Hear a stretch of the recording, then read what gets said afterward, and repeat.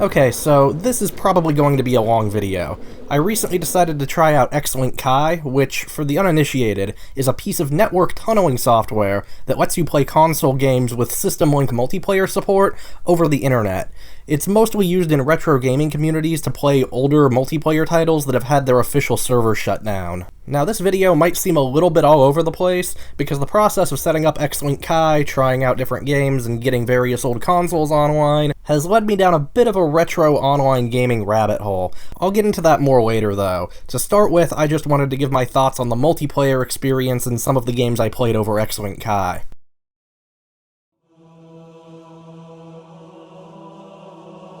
I'll start by getting the obvious one out of the way, because there's no way I could make a video about Xlink without at least mentioning Halo 2. This game was crazy popular in its day, and the original Xbox release still has a sizable following. Halo 2 is the only game that you can pretty much count on to always have players active over Xlink, which makes it by far the easiest game to load up and hop into a match with. Slayer. Unsurprisingly, Halo 2 was the very first game I played after setting up the Xlink service, and it's the game I've logged the most playtime with just because of how easy it is to find a match. Now, I'm gonna be honest, despite Halo's monumental popularity while I was growing up, I had never played Halo 2 prior to this. My prior experience with the Halo franchise consisted of an underwhelming partial playthrough of Gearbox's PC port of Combat Evolved, and playing Halo 3 once at a friend's house when I was younger. I went into Halo 2's multiplayer with no real expectations beyond testing out the Xlink service. Initially, I was very impressed with how well the Xlink software works, but I was rather underwhelmed by the game itself. Halo 2 runs at a locked 30 frames per second. Your movement speed is slow, jumping, turning, and aiming all feel a little bit floaty and imprecise, and shooting feels just a little bit less snappy and impactful than it seems like it should. This is all pretty par for the course for a Halo game based on my prior experience, and is probably why I never really got into the franchise.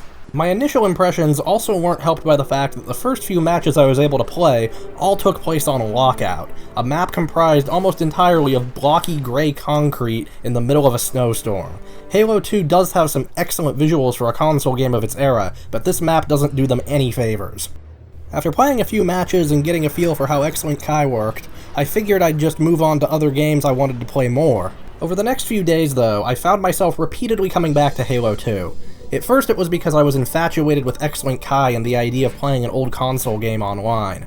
But eventually this game managed to get its hooks in me, and I found myself coming back to it because I genuinely enjoyed playing. It was at that point I began to realize that some of the aspects of the Halo games that I've never previously liked were deliberate design decisions that serve to enhance the game when it's played competitively. For instance, the sluggish movement and slow aiming makes Halo less inherently fun to control than quicker games like Call of Duty or Unreal Tournament, but it serves to put a hard limit on the reaction time of all players, so the game then becomes less about reflexes and more about careful positioning and strategical timing of things like reloads and grenade throws. I found myself taking things like range, rate of fire, and reload time into account way more with Halo 2 than I usually do with online shooters. It's like a giant ever-changing puzzle, and paired with the satisfying enough shooting mechanics, my brain just couldn't get enough of it. In fact, just writing this script makes me want to go play more Halo 2, so I think that's what I'm gonna go do.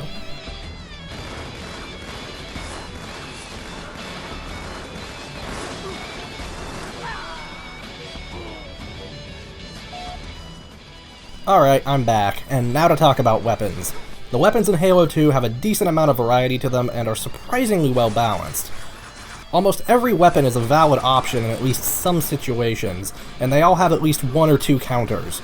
Deciding which weapons to pick up and when to switch between them is like a giant game of rock, paper, scissors that just adds to the puzzle-like nature of the combat. My only real complaint is that the Covenant energy weapons don't feel as precise or impactful as their UNSC counterparts. That and the energy pistol was damn near useless. Seriously, I don't think I've managed to get a single kill with this thing. I find that Halo 2's multiplayer is at its best when you have 5 or more players on a mid-sized map with a wide variety of weapons in play. The matches where everyone spawns with a random set of weapons are my absolute favorite. This setup creates a wide variety of interesting and engaging combat scenarios, because you never quite know what you're going to be up against, and you have to make do with whatever weapons you have currently equipped. It also adds some extra layers of strategy in the mix. What's the best range to engage with my current loadout? Do I have a weapon that can effectively counter what my opponent's using? Do I keep a specific weapon concealed until I'm in a position to catch my opponents off guard with it? These are the kind of on-the-fly decisions you have to make when you play with a randomized loadout, and it adds an extra layer of depth and variety to the already excellent combat system. I could honestly play Slayer with random weapons for hours and probably never get sick of it, so long as there were at least half a dozen players in each match. Unfortunately, it seems like the Halo 2 community at large doesn't entirely feel the same way. There's usually a decent amount of variety to the matches people play in scheduled events, but the vast majority of public matches people host have everyone spawn in with the same specific loadout and have no more than one or two specific other weapons that spawn in on the map, usually none at all. Adding these kinds of restrictions can mix things up for a few rounds, and are good at forcing specific playstyles, but sticking with any single loadout for more than a couple rounds gets boring, as there are only a small number of viable strategies. So of course, the only weapon combinations that get played by the community at large are a select few that have been deemed the most skill-based and competitive. Most often it's a shotgun paired with an energy sword, or a battle rifle as a main paired with some other secondary weapon, usually a sniper rifle with a carbine. These specific loadouts are designed to make Halo 2's combat twitchier and more reaction time based, where positioning and long-term planning aren't nearly as important as whose input registers first. You know, the exact qualities that a moment ago I was praising the combat for largely avoiding. The same community has also managed to whittle down the map selection over the years to just a small handful that are considered the most balanced and competitive. These are pretty much just Lockout, Midship, and sometimes Beaver Creek. Now, I won't deny that these three maps are probably the best designed in the entire game, at least mechanically, but playing the same couple of maps over and over with similar weapon loadouts just gets boring. I find myself tiring of Halo 2 after just a few of these matches despite wanting to play more Halo 2. I've heard it said that, given the opportunity, players will always find a way to optimize the fun out of a game, and on a broad scale, that seems to be exactly what's happened to Halo 2's multiplayer over the years. My favorite board game ever is Talisman, and part of the reason I like that game is that the RNG elements have the potential to totally screw you. So even if you have good stats, powerful items, and a solid strategy, there's always that element of uncertainty that keeps the game tense and engaging right up until the very end. And I get that exact same kind of engagement when playing Halo 2 with random weapons. I'll never understand why most of the players seem to prefer playing with the optimal weapons on the best maps ad nauseum. So far, I've only been talking about variants of Halo 2's Slayer mode, and that's because the community seems to also mostly ignore Halo 2's other game modes. Halo 2 may have the largest player base on Xlink Kai by a country mile, but it is simply not a large enough community to sustain matches for the less popular game types 24/7, if at all. I can usually play a decent match of random weapons Slayer at least once or twice a day, compared to the other game modes that basically never get hosted. The most players I've seen online at once was around 140 on a Saturday afternoon. It usually drops down to less than a dozen active players in the middle of the night, and I've stopped logging in if there's less than 60 people online or so, because I know I just won't be able to get into a match that I find really fun and engaging. And that really sucks because there's so much here in terms of gameplay that I'd like to experience, but it relies on other people to play and they're just not playing those modes. Though my experiences with Halo 2 here have basically guaranteed that I'm going to be picking up the Master Chief Collection on PC at some point, because that'll have a larger community and I can actually experience more of the game. Speaking of the community, Halo 2's player base on Xlink Kai, while small, is fairly diverse.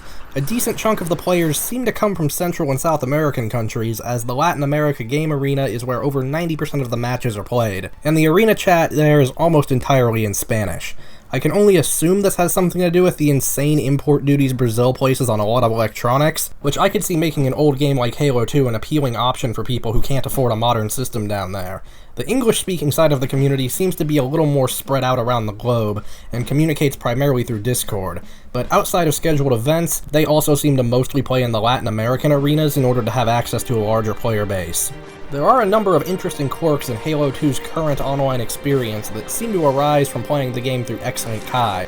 Most of these also apply to the other games I'm going to talk about later, but they are far more noticeable in Halo due to the larger player base. For one thing, the lack of a central gaming network like Xbox Live means that anyone can go by pretty much any handle they want in-game. It's not at all uncommon to see players simply named Default or Halo 0001. It's also rather awkward to directly communicate with other players in-game. As I already mentioned, most of the communication for these old games happens over Discord. That works fine if you're already in a Discord channel for a planned event, but it's nigh on impossible to effectively communicate with anyone you encounter in a random public match. Halo 2 has no built-in text chat, and nobody uses the in-game voice chat, because not everyone has an Xbox headset, and anyone who wants to use chat is probably in Discord anyway. Xlink Kai does have its own built-in text chat, but most people don't use it, and in the case of Halo 2, since almost all the public matches take place in the Latin American arena, the text chat is in Spanish, so it's kinda useless to me. I only ever came across one person using Halo 2's built-in voice chat, and it led to what was probably the most unique interaction I've ever had in an online game. He joined a server that I had just started hosting, and wanted to send me a link to a Discord channel so we could actually chat back and forth. Unfortunately, I had no way of communicating with him outside the Xlink chat, which he either wasn't aware of or ignored.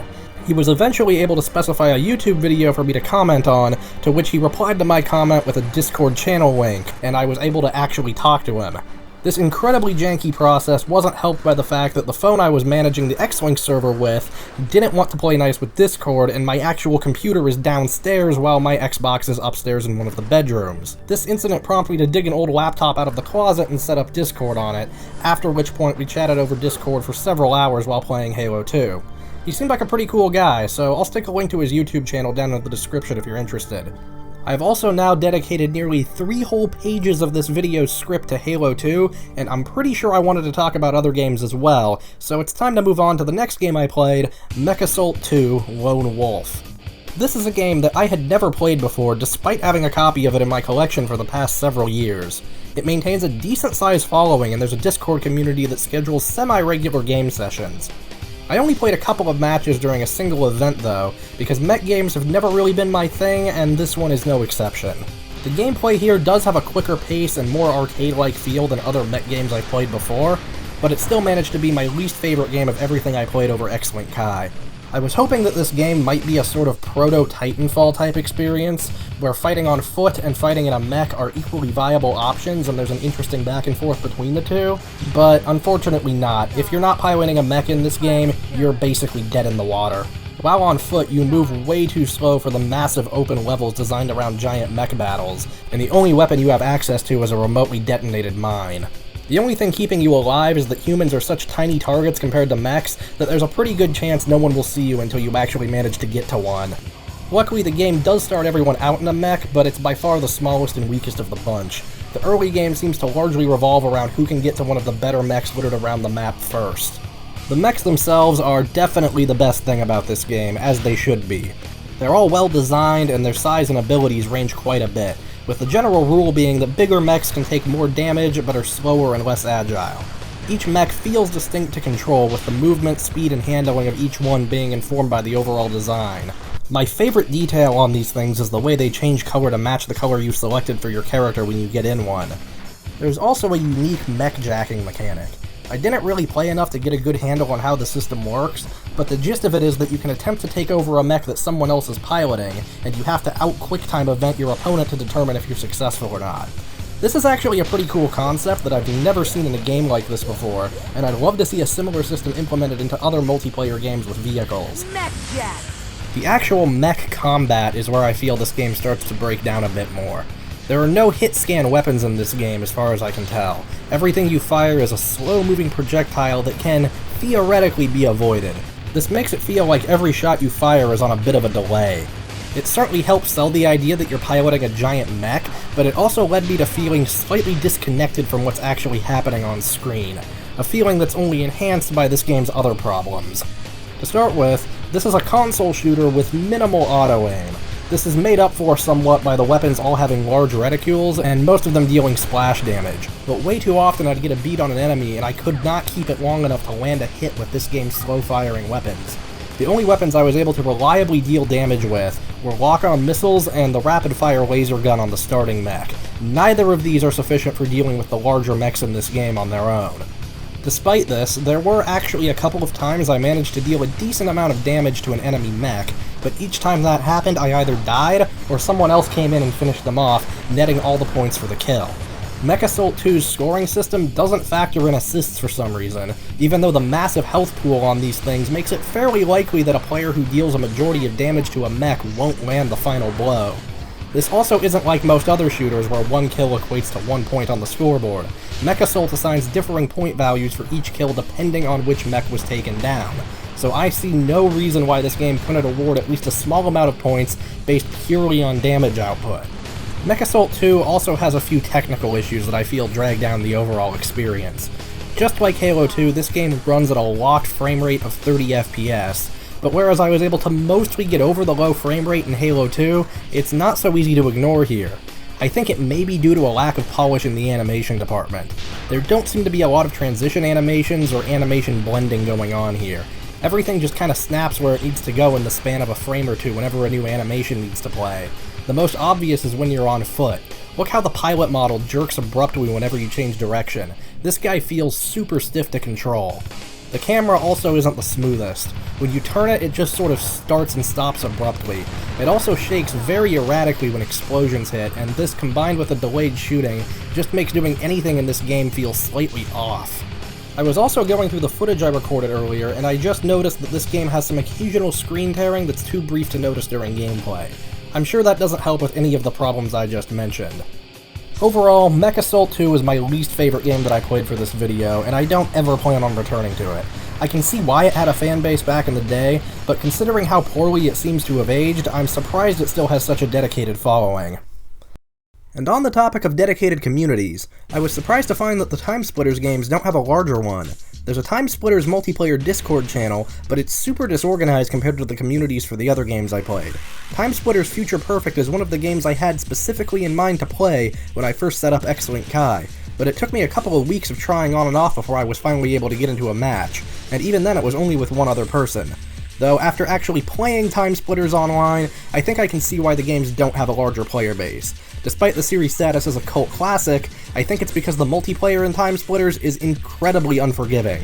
Unlike every other game in this video, where I felt like I generally did okay, I sucked hard at TimeSplitters. This game's multiplayer has an old-school PC shooter setup, similar to Unreal Tournament or Quake.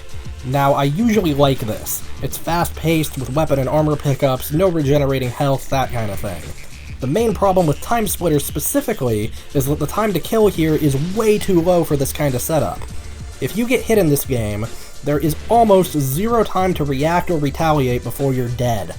Even if you somehow have time to react to incoming fire, the game gives no clear indication of what direction you're being hit from. Most weapons can kill in just a couple of hits, and looking over my gameplay footage, from the point that I would first take damage to the point when I died, was a range of about 1 to 2 seconds most of the time.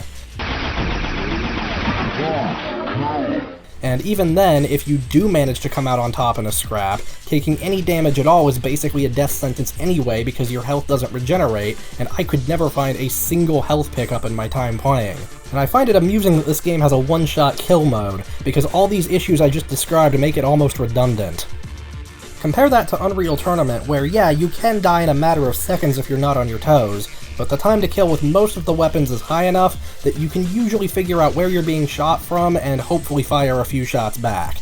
Health and armor pickups are also frequent enough that taking damage in a fight isn't the end of the world. The weird part to me is that back when I had roommates, we played quite a bit of TimeSplitters Future Perfect split screen, and I don't recall anything I just mentioned ever really being a problem. I think my issues with TimeSplitters multiplayer were exacerbated by the fact that I was playing on an actual PS2, whereas I'm pretty sure the guy I got into a match with was on a PC-based emulator.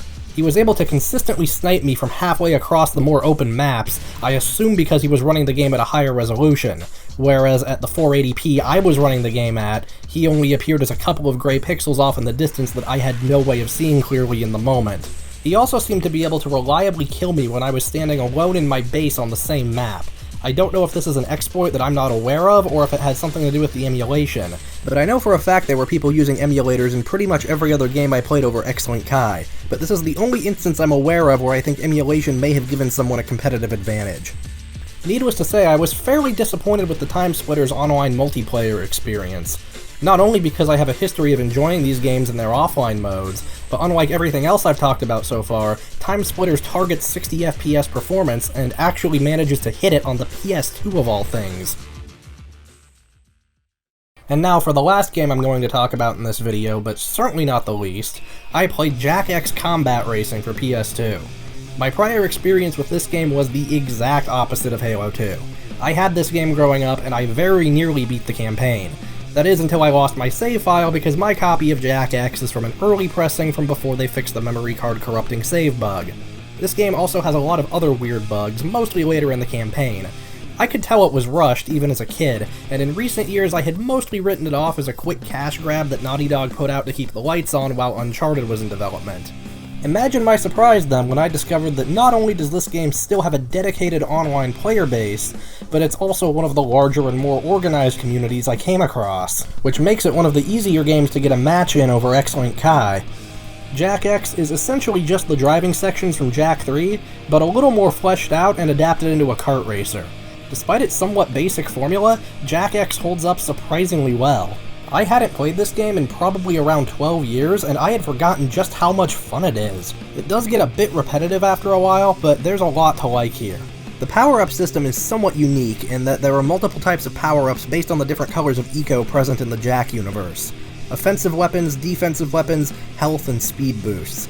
The speed boosts in particular I feel add a lot to this game, because you earn boost from hang time and drifts in addition to the pickups, so if you're good enough, you can pretty much boost around the entire track.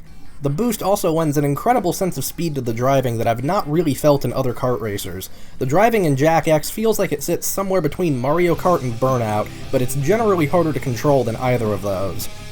The weapon power-ups are pretty good, if not particularly special on their own. They're mostly edgy PG-13 reskins of standard kart racer items you've probably seen before. The two exceptions to this are the offensive machine guns, which are the closest thing this game has to a green shell, but they behave completely differently, and the drone turret that hovers above your car and shoots anyone within a set radius. I can't really say I've seen a power-up quite like this in any other kart racer. What actually makes the weapons unique, though, is the dark ecosystem. When you deal damage to other racers, you collect a little bit of dark eco, and if you can collect enough of it without wrecking, your health will refill and all the weapons you pick up will deal significantly more damage. Even the more passive defensive items like Smokescreen and the Oil Slick become downright deadly when they're imbued with dark eco. It adds a decent incentive to avoid wrecking on top of just not wanting to fall behind. I had honestly completely forgotten about the dark eco mechanic since I last played this game, and there were also a bunch of other little things that I noticed in my time playing that I didn't remember from when I was younger, like how the armor pieces fall off the cars when they get damaged, or the way the camera flies around the tracks in these preview windows, or just how damn extensive the vehicle customization is. It's not quite Need for Speed Underground, but for a spin-off kart racer game, this is impressive. Online multiplayer adds a whole new dimension to the game that I had never experienced before. There's something slightly surreal about returning to a game I last played by myself in middle school, and suddenly being able to take it online and compete against 5 other people I've never met. Though if you want to actually be able to play with a full party online, you pretty much have to wait for a scheduled event. The largest group I was able to play with outside of an event was 3 people, including myself. Racing against other players online makes Jak-X quite a bit more challenging. It adds an extra layer of strategy to maneuvering and picking your shots that's not found anywhere in the campaign. The only problem is that, at least in standard race events, if you start to fall behind, you tend to get stuck there because there's no rubber band AI to help make up the difference. And the powerful weapons you get when you're in the rear usually aren't enough to catch back up if you get more than a little ways behind. Though I found that whenever I fell behind in this game, it had less to do with the skill of the other players and more to do with my selection of vehicle. Everyone in the online community plays with a save file that has most of the vehicles fully upgraded, and unfortunately, with most of the vehicles, the handling upgrades simply can't keep pace with the performance, so you end up with most of the vehicles being very floaty and hard to control at high speeds, and I found myself constantly wrecking in them just trying to get around corners. Overall, I tended to do better if I went with a vehicle that had lower peak performance, just because I was able to actually control it. As much as I like this game, Jak-X does have a few technical issues that bring the experience down a bit. While Naughty Dog admirably aimed for 60 FPS performance, this game only manages to hit that somewhere between 25 and 50% of the time by my estimation. This isn't as big a deal as it may sound, but that's only because of the incredibly smooth animations and good use of motion blur, which help keep the game feeling smooth until the frame rate gets exceptionally low. There is also some screen tearing present, but unlike with Mechassult, I actually noticed it while I was playing here, even though, based on my footage, it doesn't seem to be quite as common overall. I also ran into a whole new game-breaking bug that I had never seen before. Unfortunately, I wasn't recording at the time, so you'll just have to take my word for it. But at one point when I exited back to the menu after a match, the entire menu interface disappeared and I was able to freely move the camera around this garage background for a few seconds. That is, until the game completely froze. Alright, almost 6 pages into this script and I finally got through all the games I wanted to talk about. Well, almost. I did also play Warhawk for the PS3, but I left it out of this video because I couldn't capture any footage of it thanks to the PS3's video chip, which forces HDCP encryption for all HDMI connections at a hardware level. Thanks, Sony! If you're a fan of Warhawk, though, just know that there's a fairly active Xlink Kai community with regularly scheduled matches that are pretty easy to get into. Okay, now for some of the more technical stuff. This section isn't going to be a complete guide to setting up Xlink Kai or anything, as there are plenty of those out there already, and this video is getting way too long as it is, but I did want to share a few tips and tricks that I discovered along the way that might make setup a little easier for you. To start with, if you want to use a PlayStation console over Xlink, most of the guides you'll find online make the process of setting it up way harder than it needs to be. Pretty much every guide I found for setting up a PS2 recommended either using a PC with multiple network cards to bypass any sort of manual setup, or using the Xlink Kai IP calculator and manually entering all the settings. I'm here to tell you that there's an easier method than either of these. All you have to do is make sure the computer that you're hosting the Xlink Kai software on has a static IP address assigned to it on your network. Then all you have to do on the console is choose Automatic Network Setup and enter the IP address of the computer you're using to host Xlink under the DHCP hostname. As long as the Xlink Kai software is running on your computer, it should take care of the rest. I did this for both my PS2 and PS3, and I can tell you that it was far simpler than any of the setup methods I found online.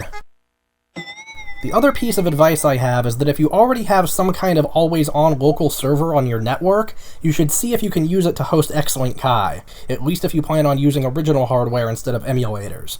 The advantage to doing this is that you don't have to have your main PC or some other power-hungry computer on all the time just to tunnel network traffic from a console.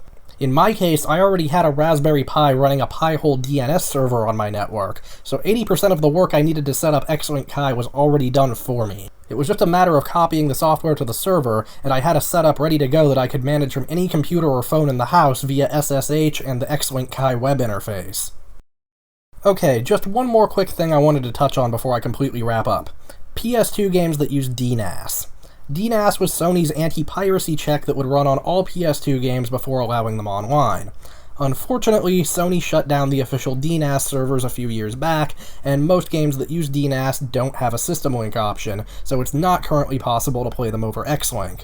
There are open source projects to authenticate DNAS games via a third-party server, because, as I understand it, if you can get past a game's DNAS check, you should theoretically be able to play it online peer-to-peer as if the servers never went down. Modern Vintage Gamer also brought up DNAS in his video on Xlink Kai, but he couldn't get it to work, and I assumed that was because he was using other people's publicly hosted DNAS emulation servers. So I decided to host the DNAS authenticator locally on my Raspberry Pi. Unfortunately, I ran into the exact same issue he did, where most games just weren't able to authenticate. I don't know if I did something wrong or if the software just doesn't work, but either way I'm especially bummed out, because I really wanted to play Ratchet Deadlocked online when I first started this journey, but it doesn't have System Link, and I can't get past the DNAS check. If anyone knows of a reliable way to get DNAS emulation working, or better yet, a Ratchet Deadlocked multiplayer community that already has this figured out, please let me know about it in the comments. On the whole, I have had a great time trying out online modes for all these old console games. As someone whose prior online gaming experience has been entirely restricted to the PC, there's something oddly fascinating about playing online games on a console, especially one that's hooked up to a 20-year-old tube TV. The communities around these games are genuinely fantastic, and I've left links to Discord communities for all the games I've mentioned in this video down in the description. Playing games over Xlink Kai has led me down quite the rabbit hole, and there are a bunch of things related to retro online gaming that I just didn't get a chance to talk about in this video. This is a topic that I will definitely be revisiting in some capacity sometime in the future, so subscribe if you want to see that. Otherwise, thanks for watching, and I'll see you later.